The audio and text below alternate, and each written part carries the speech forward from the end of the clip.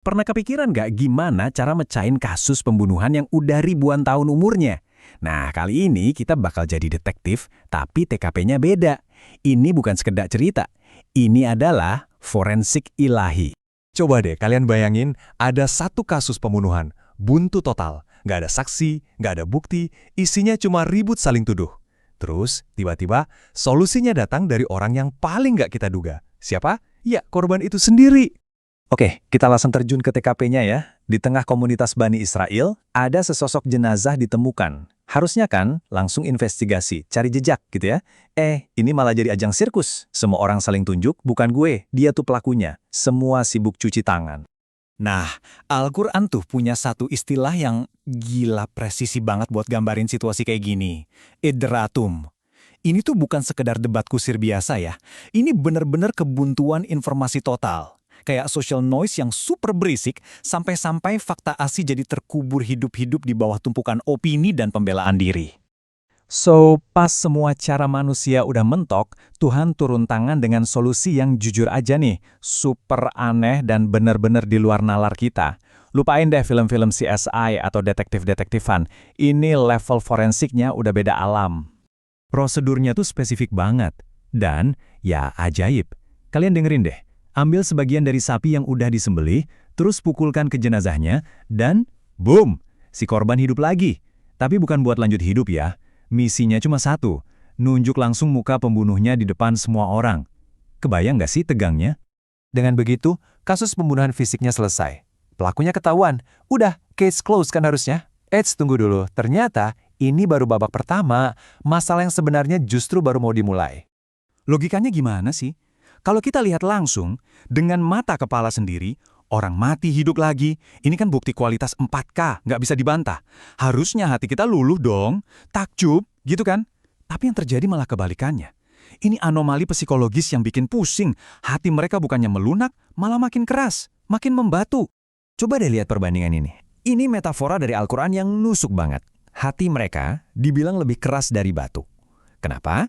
Soalnya batu aja, seperti yang kita lihat, masih punya kehidupan. Batu bisa ngeluarin air dari celahnya, bisa pecah karena takut sama Tuhan. Lah hati mereka, nol respons, kerasnya ngalahin batu. Dan fenomena kayak gini di ilmu komunikasi modern, ternyata ada istilahnya loh, reception failure, alias kegagalan penerimaan. Bayangin aja pesannya itu udah sinyal 5G, buktinya jelas banget, terang benderang. Tapi di dalam diri si penerima pesannya itu ada tembok api super tebel yang bikin sinyalnya mental gitu aja. Nah, reception failure ini, penolakan terhadap bukti yang sejelas ini, ternyata bukan kejadian acak. Ini adalah gejala dari penyakit yang jauh lebih dalam. Dari sini, investigasi kita geser. Kita tinggalin TKP pembunuhan fisik, sekarang kita masuk ke TKP kejahatan intelektual. Sebuah pabrik hoax kuno yang operasinya ternyata canggih banget. Di dalam pabrik hoax ini ada dua pemain utama. Di level atas ada para elit, si produsen informasi.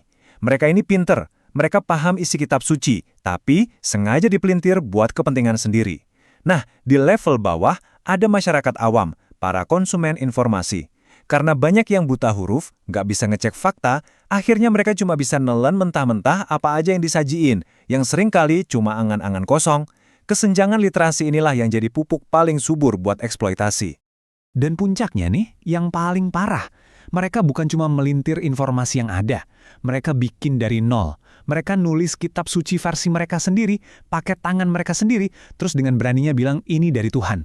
Tujuannya buat apa? Cuma buat keuntungan duniawi yang receh.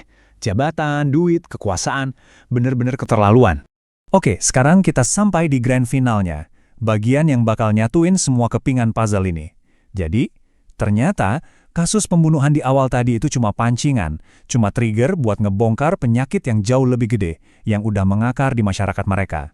Di tengah semua kekacauan informasi ini, mereka bikin satu narasi yang enak banget didengar, yang bikin mereka nyaman, klaim kalau mereka itu punya semacam golden ticket, jadi kalaupun masuk neraka, cuma sebentar doang, kayak liburan singkat. Tapi, Tuhan langsung nge-smackdown klaim itu dengan sebuah hukum universal yang super adil, yang dinilai itu bukan dari kelompok mana kamu berasal, tapi apa yang kamu perbuat. Dan ayat ini ngasih kita prinsip finalnya.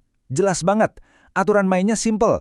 Keselamatan itu terbuka buat siapa aja yang memenuhi dua syarat, iman dan amal soleh. Udah, titik. Nggak ada jalur VIP, nggak ada hak istimewa. Aturannya sama buat semua orang. Dan inilah plot twistnya, bagian yang bikin kita semua harusnya merinding. Seluruh cerita ini, dari nolak bukti, manipulasi info sama elit, sampai masyarakat yang gampang dibodohi, ini semua bukan cuma cerita sejarah tentang mereka.